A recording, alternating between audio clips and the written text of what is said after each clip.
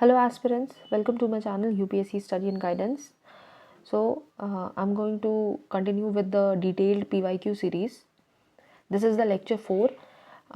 In the past 3 lectures, I have discussed the PYQs of the year 2020 of environment and ecology. See, PYQs are really important. Sometimes directly PYQ से themes या फिर topics या similar questions भी pick हो जाते हैं. I have made a video of hidden secrets of PYQs. Please go and watch it. आपको उसमें मैंने पूरी चीज़ें बताई हैं कि PYQs को कैसे करना है, एग्जाम लाइक कंडीशन में उसको एलिमिनेट कैसे करना है, सॉल्व कैसे करना है, राइट. ये सारी चीज़ें मैंने आपको बताई हुई हैं उस वीडियो पे. गो एंड वॉच इट. एंड आप पिछले एनवायरनमेंट की भी वीडियोज़ देखिए, ठीक है. उसमें मैंने जो भी टॉपिक्स एनवायरनमेंट क्या है, इवन अगर नेशनल पार्क का भी नाम है तो भी मैंने उन नेशनल पार्क्स को कवर किया हुआ है, ठीक है. So let's continue with the economy PYQs. First question is, if you withdraw 1 lakh in cash from your demand deposit account at your bank, the immediate effect on aggregate money supply in the economy will be. सी, इस question को solve करने के लिए आपको एक चीज़ का पता होना बहुत ज़रूरी है, that is money aggregates. Money aggregates क्या होते हैं और मनी सप्लाई किस तरीके से इकोनॉमी में मेजर की जाती है, ये आपको पता होना बहुत ज़रूरी है, ठीक है. तो इसमें पूछा गया है कि अगर 1 लाख रुपए बैंक में जमा था एंड उसको अगर किसी ने इन कैश करा लिया, मतलब अब वो कैश के रूप में पब्लिक के हाथ में है, तो टोटल मनी सप्लाई में इकोनॉमी में क्या चेंज हुआ. तो सबसे पहले देख लेते हैं कि मनी सप्लाई, मनी एग्रीगेट्स होते क्या हैं, ठीक है. तो monetary aggregates are the measures of money supply in a country. Simple, ठीक है. Monetary aggregates M0, M1, M2, M3 and M4 5 तरीके के होते हैं, ठीक है. What is M0? M0 is the currency held by public. Currency in cash form में जो आपके पास है, दैट इज M0. M1 क्या होता है? M1 is currency held by public plus demand deposits with the bank. And demand deposits क्या होते हैं? Demand deposits considered as current account and saving accounts. Demand deposit does not include fixed deposits etcetera, right, क्योंकि वो time deposits होता है, because they are not liquid for a certain time, ठीक है. Demand deposits ऐसी चीज़ है जिसको आप जब चाहो इन कैश करा सकते हो, दोज आर वेरी लिक्विड, ठीक है. M0 क्या हुआ? Currency held by public. And M1 क्या हुआ? Currency held by public plus demand deposits with the bank, ठीक है. Next M2.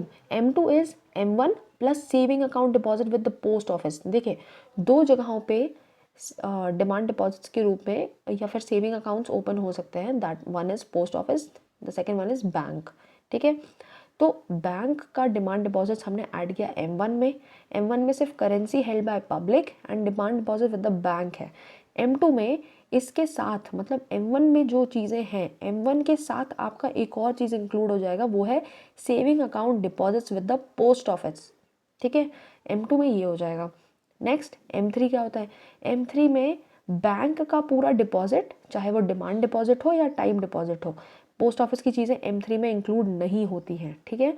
M3 में बैंक का पूरा deposit and currency held by public, मतलब कि M3 क्या हो गया? M1 plus time deposit with the bank.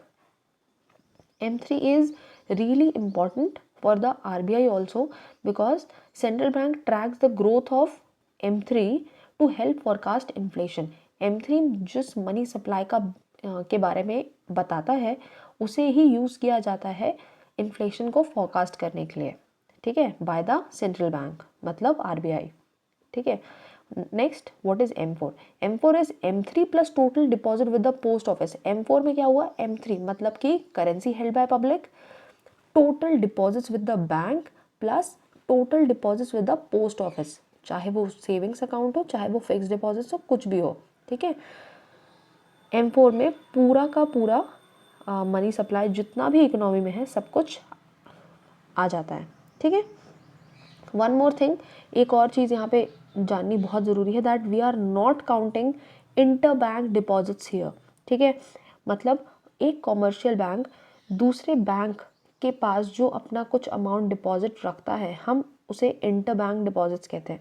हम यहाँ पे इंटर बैंक डिपॉजिट्स को काउंट नहीं कर रहे हैं, ठीक है. हम लोगों का पैसा जो पोस्ट ऑफिस एंड बैंक्स में as in demand deposits and time deposits में जमा है उन फंड्स को सिर्फ हम मेजर कर रहे हैं, ठीक है। तो ये थे आपके monetary aggregates, M0 currency held by public, M1, M2, M3 and M4, right. तो अब आप मुझे बताइए मनी सप्लाई क्या हुआ आपके लिए। मनी सप्लाई हुआ कि करेंसी विथ पब्लिक और करेंसी जो बैंक में है, ठीक है, उन दोनों को आप प्लस कर दोगे तो आपके पास टोटल मनी सप्लाई आएगा। अब पहले ये करेंसी, ये 1 लाख रुपए क्वेश्चन के हिसाब से वो पहले बैंक में थे, अब वो मेरे हाथ में आ गए हैं, ठीक है। तो अब अगर मेरे ही बैंक अकाउंट से मैंने अपने ही पैसे इन कैश करा लिए तो क्या मनी सप्लाई में कुछ चेंज हुआ? कोई चेंज नहीं हुआ। वो तब भी इकोनॉमी का पार्ट थे, अभी भी इकोनॉमी का पार्ट है। तो क्या कोई भी चेंज होगा? तो जब कोई चेंज नहीं होगा तो इसका आंसर हो जाएगा D, to leave it unchanged, right. Moving forward to the next question.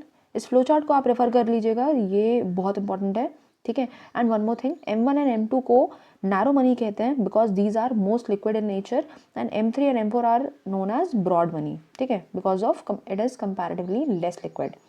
Next question. If the RBI decides to adopt an expansionist monetary policy, which of the following would it not do? Question ध्यान से पढ़ना है, would it not do पूछा है, ठीक है। अब इस क्वेश्चन को सॉल्व करने के लिए आपको पहले पता होना चाहिए कि एक्सपेंशनिस्ट मॉनेटरी पॉलिसी क्या होता है, ठीक है। एक्सपेंशनिस्ट मॉनेटरी पॉलिसी में गवर्नमेंट या सेंट्रल बैंक मनी सप्लाई को बढ़ाने की कोशिश करती है इन द इकोनॉमी, ठीक है। मनी सप्लाई कैसे बढ़ेगी? जब बैंक के पास ज़्यादा फंड होगा लेंड करने के लिए, ठीक है, इस तरीके से ही बढ़ेगी। तो आरबीआई अगर एक्सपेंशनिस्ट मॉनेटरी पॉलिसी फॉलो करता है तो इनमें से कौन सी चीज़ें हैं वो नहीं करेगा। पहला है cut and optimise the SLR.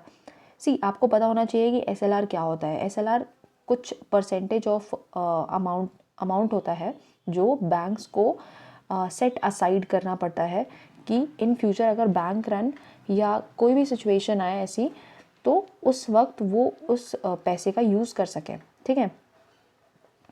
So SLR bank RBI के नॉर्म्स के अकॉर्डिंग उस पैसे को लेंडिंग के लिए बैंक्स यूज़ नहीं कर सकता, ठीक है। तो अगर एसएलआर को हम कम कर दें, पहले 22% एसएलआर था और अब अगर हम 20% करते हैं तो बैंक्स के पास तो पैसा बढ़ गया ना, अब बैंक ज़्यादा पैसा लेंड कर सकते हैं, ठीक है। तो पहले 100 में से 22 रुपये अलग कर रहे थे, लेकिन अब 100 में से 20 रुपये ही अलग कर रहे हैं, तो उनके पास 2 रुपये और एक्स्ट्रा बढ़ गया, बैंक्स के पास 2 रुपये और एक्स्ट्रा लेंड कर सकते हैं। तो इस तरीके से तो मनी सप्लाई बढ़ेगा। तो 1 तो आंसर नहीं होगा, और आपने जैसे ही 1 हटाया आपको आंसर मिल गया 2 ओनली, ठीक है। Increase the marginal standing facility rate. अगर आपने MSFR बढ़ा दिया है तो आपका मनी सप्लाई बढ़ेगा नहीं, कम होगा, ठीक है। मतलब बैंक्स को अब ज़्यादा पैसा पे करना पड़ेगा। नेक्स्ट इज थर्ड स्टेटमेंट है cut the bank rate and repo rate. अगर बैंक रेट और रेपो रेट कम कर दोगे तो बैंक्स के पास पैसा बढ़ेगा ना, मनी सप्लाई उसमें इंक्रीज होगा। तो ये देखो सिंपल कंसेप्ट्स हैं, SLR, bank rate, repo rate, marginal standing facility rate, ये बेसिक कंसेप्ट्स हैं, ये आपको पता होने चाहिए। आप जो भी रिसोर्सेज फॉलो कर रहे हैं उसमें आप अपने अपने नोट्स में या फिर कोई बुक फॉलो कर रहे हैं किसी भी तरीके से, या मृणाल सर के हैंडआउट फॉलो कर रहे हैं, आप जिससे भी आप पढ़ाई कर रहे हैं आपको ये कंसेप्ट्स पता होने चाहिए बहुत अच्छे से, ठीक है। सो मॉनेटरी पॉलिसी 2 तरीके की होती है, एक्सपेंशनरी एंड कॉन्ट्रैक्शनरी। एक्सपेंशनरी क्या होती है? When RBI relax some interest norms to facilitate more liquidity in the market, ठीक है। Expansionary monetary policy generally economy में एक बूस्ट लाने के लिए यूज होती है।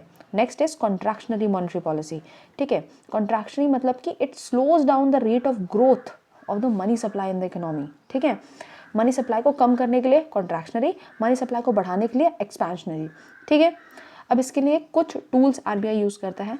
First is CRR, cash reserve ratio, repo rate, statutory liquidity ratio which is SLR, and marginal standing facility MSF, ठीक है।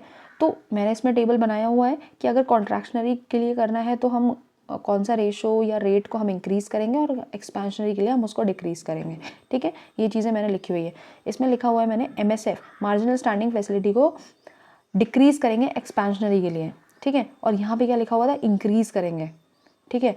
तो सेकेंड स्टेटमेंट यहीं से आपका सॉल्व हो जाता है, ठीक है।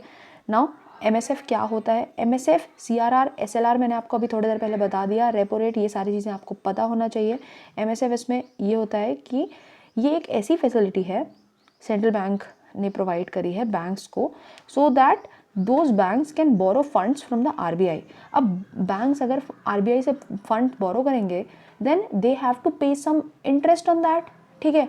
अब अगर पहले बैंक्स को 10% का अगर इंटरेस्ट लग रहा था, अब अगर मनी सप्लाई को कम करने के लिए, कॉन्ट्रैक्शनरी करने के लिए अगर एमएसएफ आरबीआई ने बढ़ा दिया और अब अगर 15% लग रहा है फॉर एग्जांपल, ठीक है, वैसे इतना नहीं होता, ठीक है, अगर इतना लग रहा है तो मनी सप्लाई कम होगी ना, आरबीआई ने ज़्यादा पैसा बैंक से ले लिया, ठीक है।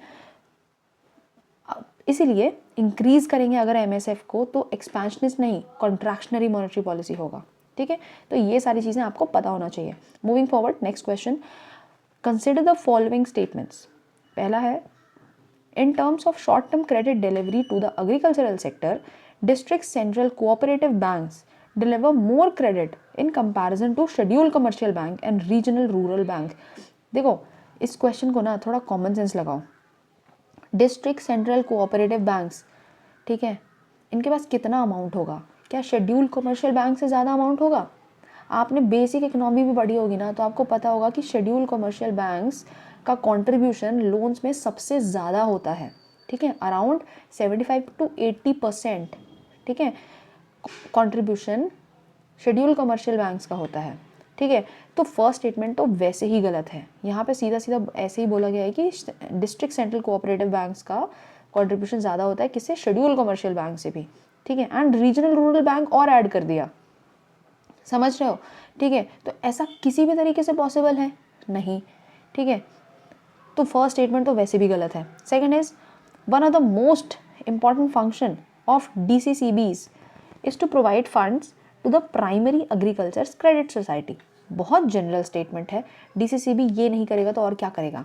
डीसीसीबी फंड्स प्रोवाइड करता है टू पीएसीएस, ठीक है, बस यही तो हमें जानना होता है, ठीक है। तो इसका आंसर इजीली बी हो जाएगा, बहुत जनरल स्टेटमेंट है, सेकंड वाला वही करेक्ट है, ठीक है। फर्स्ट वाला तो जानबूझ कैसे बनाया गया है, ठीक है। अब शेड्यूल कमर्शियल बैंक, जैसे मैंने आपको बताया था, schedule banks contribute about 70 to 80% share in agricultural and allied credit, ठीक है। तो इस तरीके से फर्स्ट स्टेटमेंट आपका करेक्ट हो जाता है। सेकंड स्टेटमेंट के लिए आपको पता होना चाहिए कि कोऑपरेटिव सेक्टर के का 3 टायर स्ट्रक्चर कैसा होता है, ठीक है। तो वो जो 3 टायर स्ट्रक्चर है उसमें सबसे ऊपर उस पिरामिड में रहते हैं स्टेट कोऑपरेटिव बैंक्स, मिडल में रहते हैं district central cooperative banks and सबसे लोअर लेवल पे रहते हैं PACS, primary agriculture credit society. तो अगर आपने थोड़ा भी इसको पता है आपको इसके बारे में, ठीक है, तो आपको ये पता होगा कि प्राइमरी एग्रीकल्चर क्रेडिट सोसाइटी जिसके बारे में स्टेटमेंट 2 में मेंशन है, ठीक है, वो लोअर लेवल पे काम करती है, और डीसीसीबीज, ठीक है, डिस्ट्रिक्ट सेंट्रल कोऑपरेटिव बैंक्स, ये पीएसीएस के ऊपर काम करता है। तो ऑब्वियसली अगर ये इसके ऊपर काम करते हैं तो हो सकता है कि ये इनको फंड्स प्रोवाइड करते होंगे, ठीक है।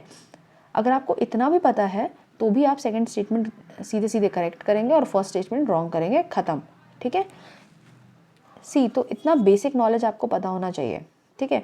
और अगर नहीं भी पता है और अगर आपको सिर्फ 3 टायर स्ट्रक्चर पता है कोऑपरेटिव बैंक्स का, तो भी आप इस क्वेश्चन को सॉल्व कर सकते हो, ठीक है। तो इस तरीके से स्टेटमेंट 2 करेक्ट है, स्टेटमेंट 1 इनकरेक्ट है, ठीक है। डीसीसीबीज क्या होते हैं? डीसीसीबीज जो है वो state government and state cooperative banks, sorry DCCBs जो है वो पीएसीएस के ऊपर काम करते हैं एंड वो फंड्स प्रोवाइड करते हैं पीएसीएस, जिससे पीएसीएस डायरेक्टली लेंड कर सके टू द फार्मर्स, ठीक है। ये एग्रीकल्चर एंड अलाइड एक्टिविटीज़ को सपोर्ट करते हैं, ठीक है। Next, what is the importance of the term interest coverage ratio of a firm in India? अब देखना, मैं इस क्वेश्चन को बहुत कॉमन सेंस से सॉल्व करूँगी, ठीक है। क्वेश्चन में क्या दिया हुआ है? Term interest coverage ratio. समझ क्या आ रहा है? इंटरेस्ट को कवर करने वाला रेशो, इंटरेस्ट को कवर करना, ठीक है। अब स्टेटमेंट्स पढ़ो। It helps in understanding the present risk of a firm that a bank is going to give a loan to. अगर बैंक किसी फर्म को लोन दे रहा है, ठीक है, तो ये जो टर्म है ये उस जो फर्म है उसका रिस्क डिटरमाइन करने के लिए यूज़ हो सकता है क्या? तो क्यों नहीं। ऑब्वियसली हो सकता है, यही तो इसका मतलब निकल रहा है ना, इंटरेस्ट कवरेज रेशो, इंटरेस्ट को कवर करने का रेशो। अब अगर इंटरेस्ट कवर हो रहा है इट मीन्स, और अगर इंटरेस्ट कवर नहीं हो पा रहा है किसी फर्म का, तो मतलब ये उसका फर्म का रिस्क असेसमेंट ही कर रहा है ना, कि अगर कोई बैंक उस फर्म को लोन दे रहा है तो क्या वो जो फर्म है वो उस बैंक को उसका प्रिंसिपल और अमाउंट, सॉरी उसका प्रिंसिपल और इंटरेस्ट वो दोनों पे कर पा रहा है या नहीं। तो ये तो रिस्क असेसमेंट हुआ, तो फर्स्ट स्टेटमेंट तो करेक्ट है। सेकंड क्या है, it helps in evaluating the emerging risk of the firm. अब भाई आप कैसे कह सकते हो कि कोई रेशो प्रेजेंट रिस्क बता रहा है लेकिन इमर्जिंग रिस्क नहीं बता रहा है?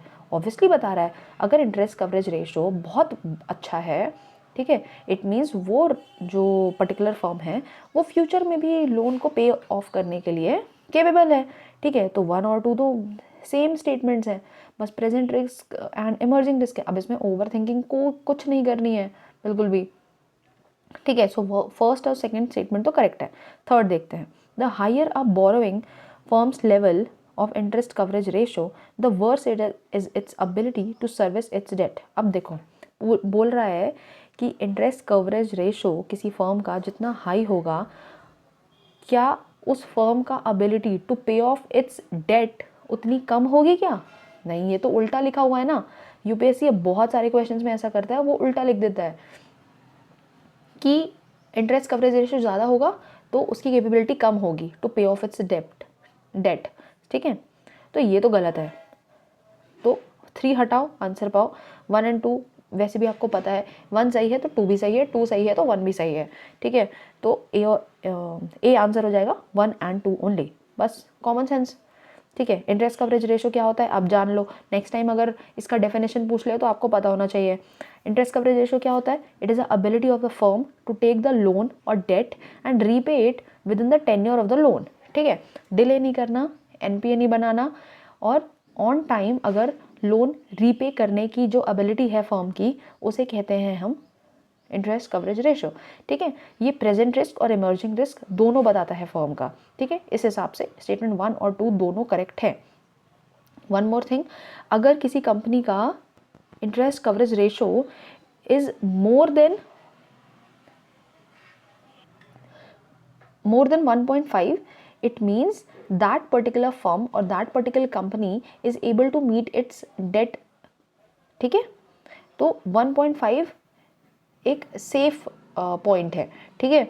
इससे नीचे होगा तो डेट सर्विस करने में केपेबल शायद नहीं हो, that is in question, okay.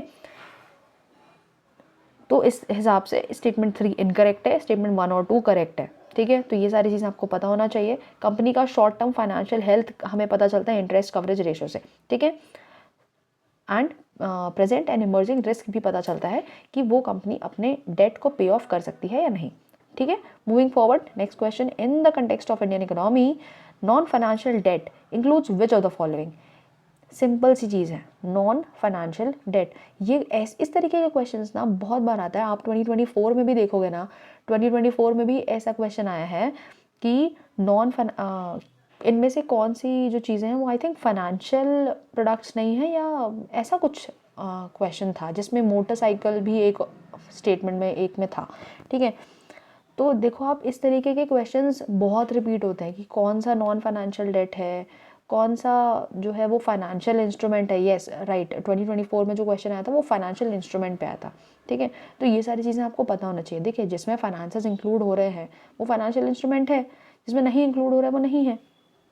अब इसमें पूछा है नॉन फाइनेंशियल डेट क्या होता है, ठीक है। अब ऑप्शन में क्या है, housing loans owned by the house holds, दूसरा है amounts outstanding on credit cards, and तीसरा है ट्रेजरी बिल्स, ठीक है। इनमें से नॉन फाइनेंशियल डेट कौन से है? तो तीनों ही हैं, ठीक है। ये तीनों ही नॉन फाइनेंशियल डेट का पार्ट है, ठीक है। नाउ अब हम आगे और भी चीज़ें देख लेते हैं। डेट फाइनेंसिंग सबसे पहले क्या होता है? डेट फाइनेंसिंग होता है when an economy borrows a money to be paid back in the future debt along with interest, that is debt financing, ठीक है। नॉन फाइनेंशियल डेट जो क्वेश्चन में था हम वो देख लेते हैं। नॉन फाइनेंशियल डेट क्या होता है? It consist of credit instruments issued by the government entities, ठीक है, households and businesses which are not covered in the financial sector, ठीक है। ये जो चीज़ें हैं ये फाइनेंशियल सेक्टर का पार्ट नहीं है, ठीक है। तो इसीलिए, लेकिन डेट तो है ना, ठीक है। अगर हाउस होल्ड्स, बिजनेसेस ये फाइनेंशियल सेक्टर का पार्ट नहीं है, लेकिन वो डेट का पार्ट तो है, ठीक है। Housing loans own by the house holds, amount outstanding on credit card, ये सारे डेट का पार्ट तो हैं, ठीक है। अब जैसे housing loans own by the house holds है और ट्रेजरी बिल्स है या क्रेडिट कार्ड बैलेंसेज हैं, ये सारे किसके पार्ट हुए? नॉन फाइनेंशियल डेट के पार्ट हुए। सो 1, 2 एंड 3 तीनों ही स्टेटमेंट्स नॉन फाइनेंशियल डेट का पार्ट है, ठीक है। पब्लिक डेट और प्राइवेट डेट क्या होता है ये भी आपको पता होना चाहिए। पब्लिक डेट जो है that is money owned by the union government, ठीक है। जो मनी बोरो किया गया है बाय द गवर्नमेंट वो हो जाएगा पब्लिक डेट। प्राइवेट डेट क्या हो जाएगा? जितना भी लोन्स या डेट जो है that is raised by the private companies, corporate sector और इंडिविजुअल, राइट। सो वो पूरा आ जाएगा प्राइवेट डेट के अंदर, ठीक है। पब्लिक डेट, प्राइवेट डेट हमने जान लिया। नॉन फाइनेंशियल डेट क्या होता है हमने देख लिया, ठीक है। ये क्वेश्चंस हम किस तरीके से सॉल्व कर पाते हैं वो हमने देख लिया। हमने ये भी देख लिया कि इंटरेस्ट कवरेज रेशो क्या होता है, नेक्स्ट टाइम क्वेश्चन आ जाए तो आपको बन जाएगा, ठीक है। क्वेश्चंस को कॉमन सेंस से कैसे सॉल्व करना है वो भी हमने देख लिया। थोड़ा कंसेप्चुअल अंडरस्टैंडिंग भी ज़रूरी है, ये भी मैंने आपको बताया है, ठीक है। डीसीसीबी क्या होते हैं, 3 टायर स्ट्रक्चर क्या होता है, शेड्यूल कॉमर्शियल बैंक कितना कंट्रीब्यूट करता है लोन्स के लिए, ये भी हमने देखा, ठीक है। इसके साथ साथ हमने ये रेट्स देखे, CRR, repo rate, SLR, MSF, ठीक है। Contractionary and expansionary monetary policy में किसको इंक्रीज किसको डिक्रीज करेंगे ये आपको पता होना चाहिए, ठीक है। ये भी हमने देख लिया इसमें, ठीक है। और किस तरीके से हम इसको अप्लाई करेंगे क्वेश्चन में ये भी हमने देखा, ठीक है।